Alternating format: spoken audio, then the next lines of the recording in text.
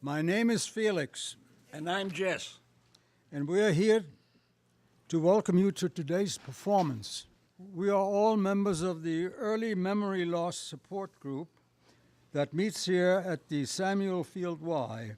The performance today is a very personal one because the stories that you will hear came directly from our group. Straight from the horse's mouth. Speak for yourself. So now it is with great pride that we give you To Whom I May Concern.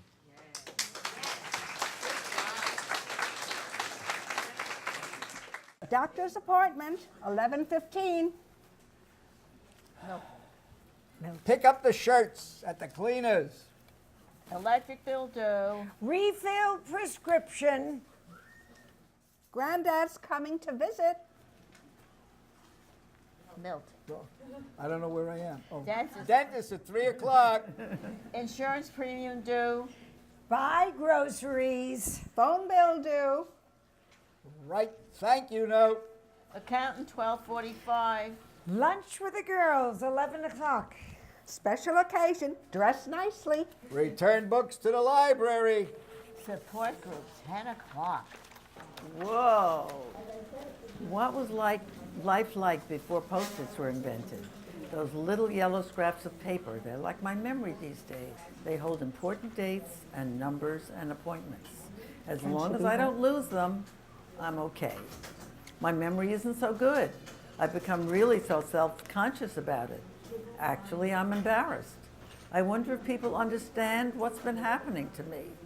I try not to let anyone know, but that takes a lot of energy, and I need my energy. If I could just get across to them, my family, my friends, the people I live with, the people who try to help me, if I could just let them know what it's like to be me these days. Let me try a letter, an open, general letter to all those who care about me. Here goes. To whom I may concern. I know you think I've made a mistake. You think I meant to write to whom it may concern, but it's not a mistake. This letter is not about an it, a nameless, faceless object. This letter is to whom I may concern, and I am writing to let you know what it's like to be me these days. This is not just any letter to some unknown person or persons, a form letter that complains or advises. And don't worry, this isn't going to be one of those general holiday letters either that people send to brag about their above-average children and hyperactive schedules. No one brags about the way my life has changed. Actually, most people don't even let others know about it. We keep quiet about this. You see, I've been diagnosed with a dementia. Sounds bad, right? Actually, it's a terrible word, to lose one's mind. But you can see that I haven't lost my mind. I have some problems, yes, but I'm still managing one day at a time. Which brings me back to the purpose of my letter. I want to share with you what it's like to live with this terrible disease. Yes, it's a terrible disease, but that doesn't mean that my life is terrible. I want so much for you to understand that, because I think it would make you more comfortable when we're together. I can't always find the words to do it when I'm with you in person. Actually, that's part of the problem. Sometimes my mind goes blank, and by the time I find the words, you've already moved on to the next topic. I'm hoping a letter will be a better way to share my thoughts with you. A letter allows me to find the words without losing your attention. So here goes. First, I want to tell you about how people seem to view me differently these days. It's true. I know it's not my imagination. People do treat me differently now. I'm not sure if it's out of ignorance or fear or both. Sometimes people treat me differently out of love. In fact, most people do it out of love and caring. I'm writing to thank you for a wonderful tour of the Art Museum last week.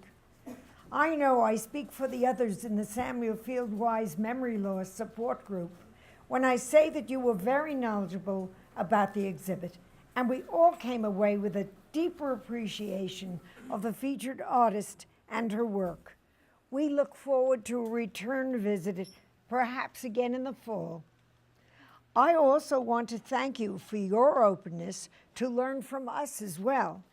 You assumed that because we had memory loss, we would not be able to follow your presentation. On the way home, we all laughed because we recalled how you spoke to us so slowly. That's my part, Milton. Okay. We I'm a felt, ham. we felt like we were back in third grade. It was very awkward. We are all intelligent people who had been to museums all over New York and beyond. Our memories are failing us, it's true, but that doesn't make us stupid. We might not have remembered all that we saw by the time we got home last night, but that doesn't take away from our enjoyment of the entire experience. You were very gracious when someone in our group spoke up and assured you that you could speak to us as you would speak to any other group of adults. You actually seemed relieved.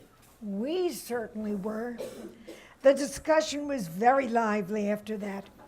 We hope when we return that you will be our guide again, though maybe it would be educational for other docents to meet people with memory loss who are articulate and even a bit outspoken.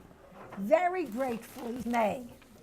To my dear husband, we have not only been husband and wife, but good friends. I want you to remember that as I try to share my feelings with you about our life these days, I don't mean to sound ungrateful or rude, but I have to tell you that you're being overly helpful. Ever since the doctor said I might have Alzheimer's disease, you've been watching over me like a hawk. No, I'm not saying I don't like the attention. Actually, it's very nice being so thoughtful. But sometimes it can be infantilizing. I know that's not your intent, but that's how it feels. I know my memory isn't good. I'm forgetting all kinds of things. I start a sentence and I can't remember what I wanted to say. Sometimes you remind me, and that can be very helpful. The problem is when you assume I'm going to forget, or when you think I can't do something I've been doing for 1,000,000 years. Yes, maybe I make some mistakes with the checkbook.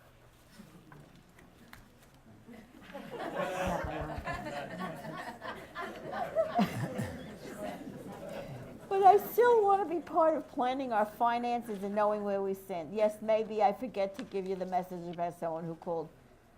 But give me time to get used to writing messages on the notepad I put next to the phone. Being dependent on others is not easy for me. I used to be the one that everybody depended on. I'm having a hard time giving up that role. I still want people to depend on me once in a while. I'm not helpless, you know. So let's see if we can't work this out.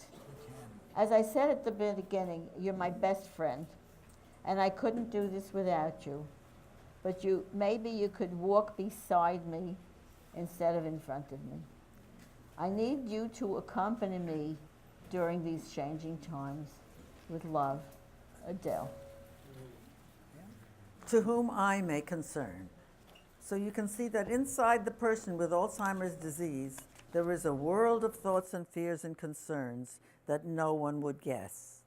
Yes, there's still a person in here. I look like I always did. I feel like I always did. Well, maybe that's not completely true. I used to be so confident and never hesitated to share my ideas with others. But now I've become very sensitive to the way others respond to me. I feel something now that I never felt before, embarrassed. The definition of embarrassed, made to feel self-conscious and uncomfortable because of shame. Dear breakfast mates, you're all wonderful. Living in a senior residence is a new experience for me. We all have stories about lost spouses and the need to sell our houses and move to a more convenient living space. It helps me not to feel alone in my loneliness. But I have to tell you that I get very uncomfortable when everyone starts to talk about their activities for the day. When I say that I'm going to the Samuel Field Y, you have lots of questions about why I go and what I do.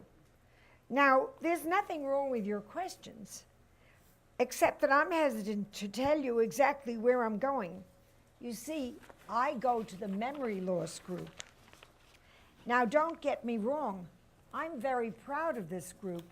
They are wonderful people, and we have great discussions, and we play boggles, just as we do here. You wouldn't believe the accomplishments of the people in my group. But I'm afraid that if I tell you I go to the memory loss group, you will treat me differently. There's a stigma about memory loss, or rather with the diseases that cause it. My doctor has never used the word Alzheimer's, and I'm not going to push it. But I'm afraid that that is what you think. So if I sound like I'm hedging when you ask about my day, I am. Cautiously yours, May. Dear doctors, nurses, social workers, and anyone else who works with men and women with memory loss, watch your language. Yes, you heard me right. Watch your language. You use these words as if they're nothing. You have Alzheimer's. You have dementia. These words slide off your tongue so easily, but they send a chill through my body.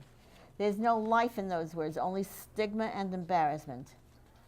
Let's be honest, you use these words all the time. I understand it's your business, your profession, but to those of us who have that memory loss, they strike a blow. You use the word dementia so often, you forget that people in the world, like my neighbor, think when they hear it, dementia means demented, and that means crazy. I'm sorry, but I don't think of myself as crazy. Forgetful, yes, I admit that. Lost, well, it has happened. But crazy no more than anyone else who is getting old in a youth-obsessed world. Now, don't misunderstand me. I want you to be straight with me. Every illness has a name, even if I don't like the name. The number of people with memory loss caused by Alzheimer's group is going up. Just recently I heard that 1 in every 8 people over 65 has a dementia-related illness. And just wait for those baby boomers to start forgetting. We'll see how they like that word, dementia. So again, I say, watch your language. When you say Alzheimer's or dementia, remember that your words land on sensitive ears. Sincerely, your patients. To whom I may concern. So it's the embarrassment that silences me and makes me want to find a safe room where I can hide. Sometimes I put myself in that room, and sometimes others put me there. I think some people think this memory loss problem is contagious, but really, I know that they're uncomfortable with me, maybe even you too. But now let me tell you how I manage. As you might guess, it's pretty frustrating at times, but I do the best I can. If I just describe my desk where I'm sitting right now, you get a good picture of my life. Over here is a calendar covered with post-it reminders about what I'm supposed to be doing and when I'm supposed to do it. I guess we all have problems with that as we get older. But I've missed some important things because I just can't remember. One strong wind could upset the balance of my daily routine. That's how fragile life has become. On the desk in front of me, there are a stack of bills just waiting to be paid. I can't keep my checkbook straight, so I'm waiting for my daughter to stop by to help me. That's a big part of my life now, waiting and depending on others. Dear Department of Motor Vehicles, enclosed, please find my driver's license. It is with great regret that I am sending it to you. I have been driving since I was 16 years old, and that's a long time, as you can see, from my birth date. I have loved driving. I've had all kinds of cars, and I've been all over the country taking in the sights with my family. I've only had a few speeding tickets and one fender bender, but of course it wasn't my fault. But now I've been told I have Alzheimer's disease, and even though I can still drive, I've been advised to stop. They say that if I was ever in an accident, I could be blamed. I could lose everything, and I don't want to do that to my family. This is very hard for me to hand in my license. It's like losing a piece of me. It's my independence. Now I have to depend on others. Regretfully, Joe. Dear chauffeur, I mean loving wife, excuse me. You are doing such a good job at driving that I'm thinking of getting you a chauffeur's cap. I'm sorry that I can't help you. Sometimes I wonder if it was a mistake to surrender my driver's license. But we had agreed that it was a good idea for both our safety and security. Well, I feel safe and secure even when I do some backseat driving. Thanks for making it so easy for me to depend upon you. Gratefully, Milt. Dear Accessoride, actually this letter has to be censored out of respect for everyone present. Let me just say the language is colorful, forceful, and very frustrating. I'll read the cleaned up version. Dear Accessoride, where are you? Why are you late? Why do we have to go all over Queens to go 2 miles down the road? Where are you? I'm forced to depend on you. Why do you make it so difficult? Today I came here by Accessoride. I haven't done that in a long time, and I must say it was very pleasant. But last week I went to a party and they picked me up at 1 a.m. Lucky you. The last time we got lost, the driver asked me if I knew the directions. And I'm the one with the memory loss. To whom I may concern. So you can see that the problem, Alzheimer's or dementia or memory loss, whatever you want to call it, is disruptive. It takes away parts of your life that made you feel free and independent. Though at the time, I didn't know I was free and independent. I just did what I wanted to do when I wanted to do it. I took that for granted and didn't appreciate it till it was taken away. I guess that's always the way. But isn't there another saying about how when some doors close, others open? Well, let me tell you about some doors that have opened since my memory has taken a nosedive. I mentioned that embarrassment has built walls around me, but let me tell you about the wonderful people I've met within these walls. Dear Doctor, when I spoke with you the other day at your office, you acted surprised when I mentioned that I attended a memory loss support group. You said you didn't know that there was such a thing. What? Well, that surprised me, and so I'm writing to tell you about it because, Doctor, I have to tell you, it has been a lifesaver for me. When I'm drowning in the Post-its and have difficulty with words and confusion, the support group offers an ear to listen and lots of humor, so I don't take myself too seriously. The support group has saved others too. I heard a story recently of a woman who knew there was something wrong with her, and her family had told her not to take it out. They kept insisting that nothing was wrong, that she was fine and not to worry about it. But she knew better. She heard about the memory loss support group and contacted us. She plans to join our group soon. She really needs a lifeline during these early days. She needs to meet other people like herself who have questions and fears. My memory loss support group gives me confidence too. I don't feel lonely or judged by others while I am here, and I feel more confident connecting with people I know outside of the group. So you can see, Doctor, that this group is a lifeline for me, and I hope you'll let other people know about it. I'm enclosing the phone number of our group leaders. Sincerely, Joe. Dear potential group member, first, and this is very important, we like to talk.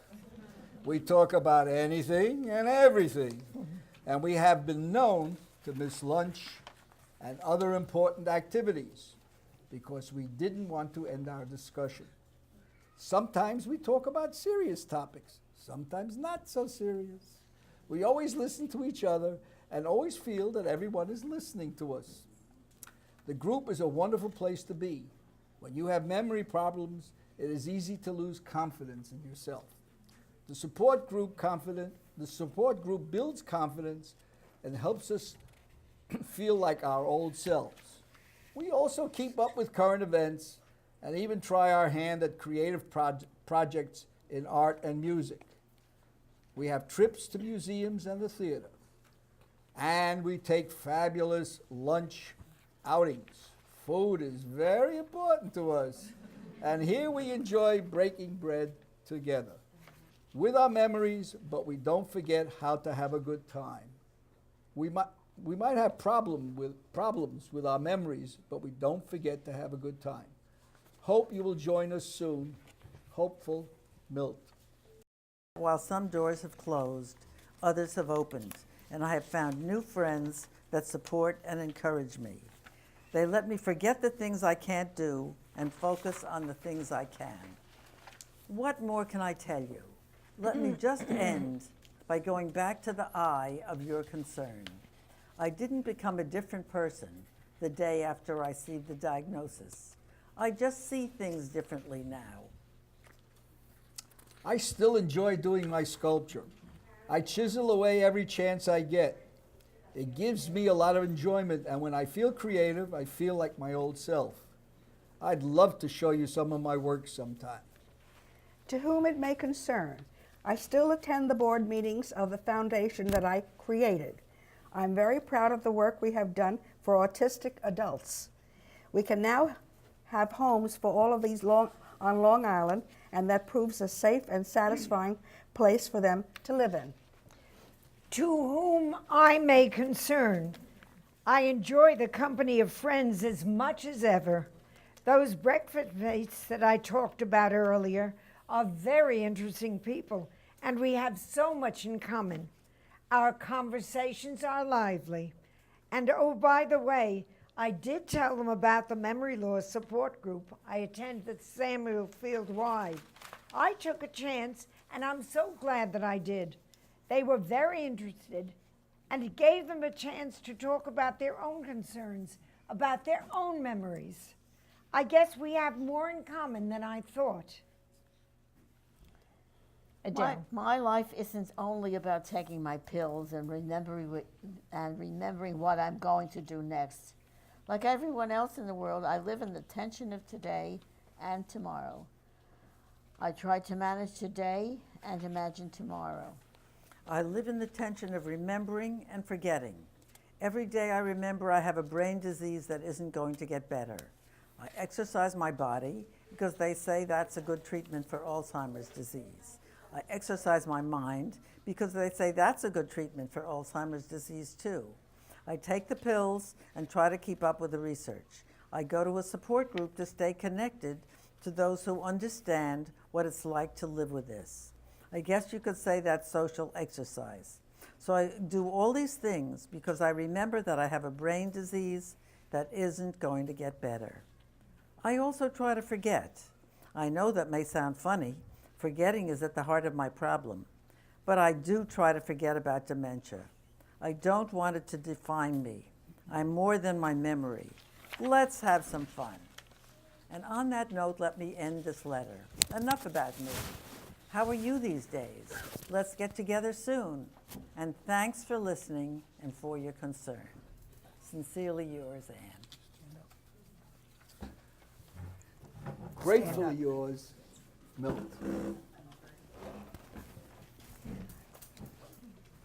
Affectionately yours, Joe. Thankfully yours, Adele. Hopefully yours, May. The end. The end.